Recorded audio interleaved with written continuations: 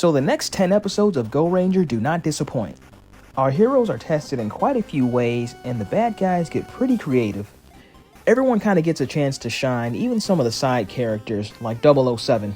More on her in a second. We also get a couple of firsts for the series, and honestly, a couple of firsts for Super Sentai as a whole. Starting with episode 11, the Rangers are trying to stop an antimatter bomb plot by protecting the scientist that has the formula for it. When the Black Cross Army kidnaps him, it's up to a wounded Kenji to save him.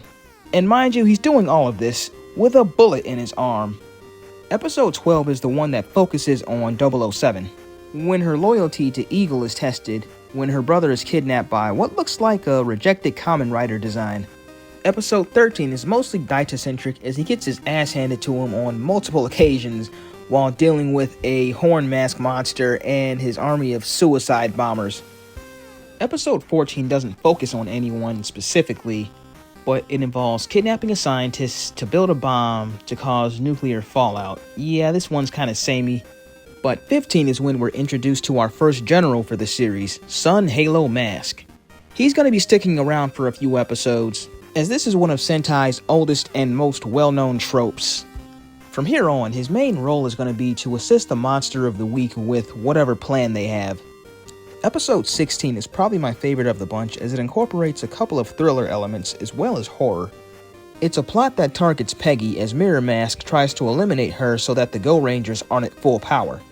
It's a bit of a unique format and once again shows some clever thinking on the villain's side. 17 sees Kenji, Peggy, and 007 trapped by Black Hair Mask, a monster with long black hair and a giant comb for a weapon. That's a kind of random concept for a monster, but this one's got some ballsy stunt work. 18 has the Black Cross Army recruit and brainwash child soldiers, while Peggy and Daita pretend to defect to try and save them. In episode 19, we see a double agent who steals fake blueprints from Eagle to try and sell to Black Cross. She's basically a third independent party that tries and plays both sides.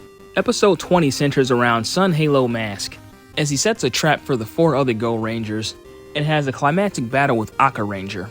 It's the first time we see the Red Ranger / villain general rivalry trope that we see in many more series later down the line. We're also introduced to our next general, Iron Mask, but so far up to this point, Goranger is surprisingly not boring. Even with some of the more fillery episodes, they find a way to keep things engaging as to make them less formulaic, if that makes sense. Most of the fight scenes by the end are pretty by the numbers, but all of the stuff in between, you're guaranteed to get something new. Like I said, episode 16 was my favorite for basically being a horror movie. But I also gotta give props to the entire second half of 15 through 20. It's pretty much the first major arc of the series outside of the initial episodes. I can only hope the rest of the series holds up to this standard, but only time will tell. Anyway, I'm Midwest Tokusatsu, and I'll see you guys later.